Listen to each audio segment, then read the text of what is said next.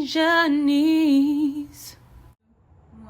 Hey everyone, welcome back to my channel, Shay Janice. Thank you all for tuning in, and I'm back with another review on Love and Marriage Huntsville. This will be the review for episodes 9 and 10. I do have something to say, and today is nothing that's, happy. As we all know, if you watch Love and Marriage Huntsville and follow the cast, that KeKe passed away last week. So the condolences goes out to her family. I hope all is well with them. I really hope that her and Tisha was able to repair their relationship before her death, because I know that would be terrible to have to deal with, that you didn't, straighten out any issues that you had with your cousin, and she passes away. So my condolences to her family and to the cast, and a statement or two has been released about her cause of death. They say it is carbon monoxide poisoning from her car. So we'll just have to go with that. That's all we've been given at this moment. And again, we'll just keep the cast and her family in our prayers. Alright, moving on to episode 9. So in episode 9, this is where Stormy prepares to turn herself in, because of course one of the mellometers claimed that she had harassed her and assaulted her in a way, but it was at Stormy's warehouse. So I'm not understanding how that's even something to go to jail about. And I said in the last video that she did better than I would have done, because you don't pop up on someone and harass them over a show, a reality show, where you are only seeing someone's life for about 15 minutes an episode. So you really don't know these people. So why would you take it upon yourself to get in your car or get a bus pass to travel to her warehouse to bother and harass her? Make it make sense. Some of y'all are Looney Tunes. However, Stormy, she's very emotional, having to turn herself in. She has her glam squad to make sure she's right for her mug shot. However, when she meets with her mom, before she meets with her mom, she's telling her glam squad that her mom told her that's what she gets for being on reality TV, because apparently the family did not want Stormy to do this show. However, they have appeared on the show. So again, this is another thing where make it make sense. And when her mom was on the show last season, she was not seen in the best light. So I'm not sure what her perspective is on this. Yeah, I don't know. And she didn't even contact Stormy, knowing that she had to turn herself in. Later on in the episode, Stormy's mother comes to visit, and Stormy informs her that she thinks her and her husband Courtney are going to have another child via surrogacy, and her mom agrees. And I'm kind of shocked, because I feel like a lot of people that are older and from a certain generation would not go for surrogacy for a number of reasons. So I'm glad to hear that she's progressive, because as we know, Stormy had issues delivering her first child, or had some complications during her pregnancy. So this is a safer option for them. Anyways, they go to the backyard to discuss Stormy's arrest, and Miss Betty basically says she couldn't get up to basically go support Stormy because she takes care of her mother. So she just can't get up and go somewhere because she's a caregiver, which is very understandable. Very understandable. And she was basically saying that Courtney's mom can be that support system because she actually lives in the state. See, I was unaware that Miss Betty lived out of state. So this all makes perfectly good sense. Also, when they started talking, Miss Betty was like, this was not Stormy's first arrest. So, you know, she's not understanding, I guess, why she would need so much support. Stormy, you know, says basically that happened when she was 18 years old. We don't know what the arrest was about. I didn't look it up. I don't know what Stormy got arrested about at 18. But hey, she's a millionaire now, so she's doing very well for herself. You know, I'm not gonna say that she's a criminal or anything like that. People make mistakes. And of course, they get on this topic that, you know, the family did not want Stormy to be on this show because this show was basically made for a person to show them in a great light and tear other people down. Miss Betty said, of course, that would be Melody. So, I guess, you know, Miss Betty thought that for this show, Stormy would be a pawn for Melody and, you know, get all this hate, which she has been getting, you know, some hate from the Millimeters, but I don't think it's really a concern besides that one person showing up at the warehouse, because I mean, she has her own storylines. Like, her family was a storyline, her surrogacy is a storyline, her business is a storyline. So I think she's pretty good and can stand on her own for the most part. So Tisha, Tish, and Destiny meets up to make candles, since Destiny is going to start a home fragrance line with her hair care line to go along with that. It's called Madani, and so she's going to go into that avenue of having fragrances, which I'm here for a good candle.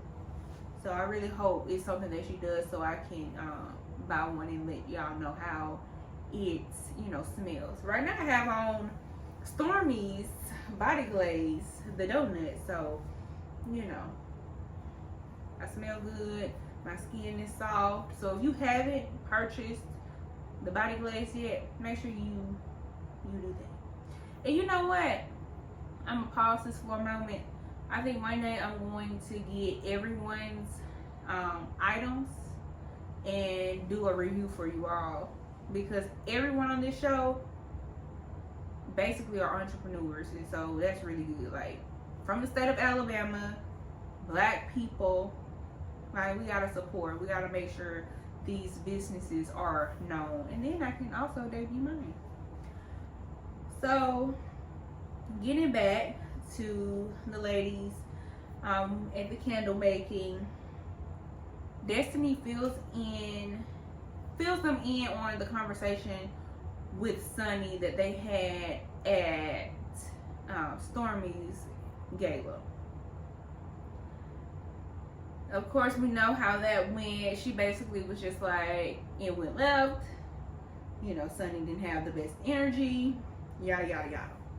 I covered that conversation in the last video, and there's nothing else to add there, really.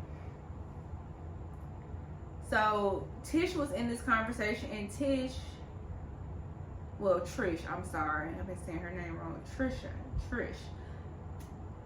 We get to see another side of her. We get to see, you know, her family side. Her sister comes to visit, and she informs her sister that her and Ken are living together, and she didn't know. Which, how does your sister know that y'all living together, and y'all have been living together for over a year? Are y'all not that close? I mean, I don't know. But her sister legit seemed concerned, because she kept asking, did Trisha love Ken? Like, she asked that a couple of times. I'm like, that's like a red flag. Like, does Trisha normally go for men and not really care for them? Is that what I'm getting? I hope that's not the case, but from what her sister was, you know, getting it, that's what it sounded like, you know. Anyways, moving on. The men did meet up, and Ken brought up to Martell that, you know, Trisha felt played by him when they met at Stormy's house to talk about the gala. And, you know, Chris and Courtney, they're messy. Chris Fletcher and Courtney. Because they started asking all of the questions. And Martell got tripped up. But we're gonna understand why Martell was getting tripped up in the next episode when I get there. So Ken, he's very laid back. He says, you know, if they had something before him, that's none of his concern, because again, that's before him. He's not like a jealous guy or anything like that. And he was like, you know, women are emotional, and that Trisha just didn't like the fact that Martell acted like he did not know her. But Martell says, you know, basically that he only knows Trisha through his brother. But we find out in episode 10, there could be something else.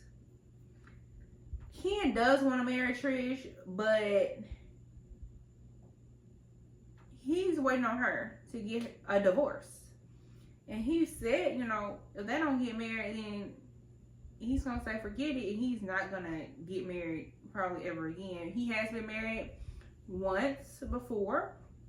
I learned that in an interview that he did with Dustin Ross on Carlos King's channel. So check out that. They have exclusive interviews with the cast if you want to get more inside information. And it's very helpful to watch those interviews, because it gives you more of a background on what's happening with the show and more perspectives. Because again, we're only seeing 15 minutes of a person's life, if that, on these reality shows. All right, moving on to episode 10. All right, for episode 10, we get a chance to hear a little bit more from the Fletchers and their family. So Nell stops by Chris's office and expresses that she's stressed because the kids plus their niece is relying on them too much financially, and they can't get things done that they would like to do because they are taking care of their adult children. So, you know, she's concerned and she feels like her husband hasn't noticed, and that kind of bothers her as well. But he wants her to be vulnerable enough to inform him when she's feeling this way and, you know, stressed out, so that way they can come to a resolve. And we'll get to their family meeting also. But also during this meeting at the office, Nell finds out that Chris is Moses and Sonny's realtor. And Nell is concerned because they have a relationship with Destiny. I believe that, you know, Chris is a mentor to Destiny because she's also a real estate agent, if you all did not know that. So that's one of the other things that Destiny does. She's into real estate. So, you know, Nell is concerned about that. So in the coming episodes, I'm sure we're going to see how Destiny feels. I hope, you know, she kind of brushes this off, because in the grand scheme of things, this is nothing to be upset about. I mean, this is a business. So, you know, they have to make money. And, you know, Sunny, she's basically doing what she needs to do to secure her next season on the show, okay? I don't even know what season we're on right now. So, with the Fletchers, they have a family meeting and dinner with their kids. And of course, we know how their family dinners typically go. So Nell expresses that she typically doesn't hear from them until they need some money, which is really messed up. Like, who wants to only be contacted when another person needs money or needs something? Like, you don't even call me to say hello, ask me how my day went, or anything like that, but you're gonna call and ask me for a few $100s? Oh no. I mean, I feel like Nell should have just stopped giving them money, honestly. Like, you just have to stop. Once you say no a few times, they'll get the picture. You know, and now she wants to help, you know, if it pertains to the grandkids. But that's it. Their niece, KeKe, breaks down during this time because when she refers to the grandkids, she's talking to her eldest son. And KeKe felt like she was excluding her children. Now it's like, you know, she didn't mean to do that. That wasn't her intention. But you can tell that KeKe is hurt by something. And that's probably being her having parents that are not really in her life like that. So she's trying to fill that void with Chris and Neil. So Chris brings up the topic of therapy and wants to know if the group is open to it, and they are. And Chris Jr. is even open to having individual therapy. But when it comes to Neil, she's not open. But you're the one with most, you know, of the issues weighing on you. That's weird to me. You know, I think it's weird when people don't, you know, think of therapy as a resource to them. And I understand that in the Black community, that was something that was frowned upon before, you know, the past, I feel like 5 years or so. But we're going to have to do better. They, you know, are going to talk to Dr. Francis. You know, he's not new to this. He's been on this show several times, but mainly with couples and friendships. So we'll see him in the family dynamic during this session if they go through with it. Martell and Chris shows Moses and Sonny a property that Martell built, but I didn't think he had his builder's license. Is this new information? What? How did he build this house with no builder's license? Y'all need to update us. So they're looking to relocate because right now they live in St. Louis. That's where they live. But again, Sonny has been a producer. She's trying to secure the next season, okay? So they are showing this house, and you know, nothing extravagant. You know, a nice home though, very nice home, nothing extravagant. But they want to relocate because of safety issues. I'm sure that's one reason. And you know, they want to be parents, and so they feel like, you know, it's less violence in Huntsville. I'm glad they didn't consider Montgomery. They don't want to be here. Anyways, but apparently they are in their second round of IVF, and that they did their first round before they got married. I'm still not sure about this timeline. I'm not sure. I'm really not sure. They want to be parents. Neither one of them has any children, so it will be good for them to start a family. So that shows me a bit more of their story and why Moses probably took to Sonny a lot more and moved fast.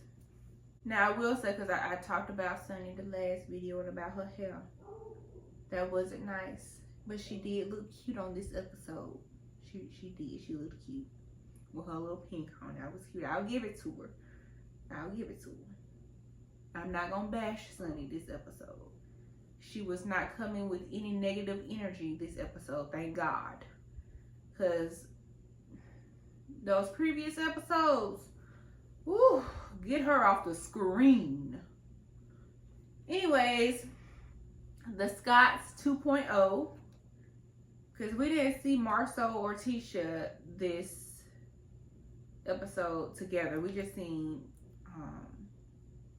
actually we didn't see Tisha. We didn't see the Scotts, original Scotts at all.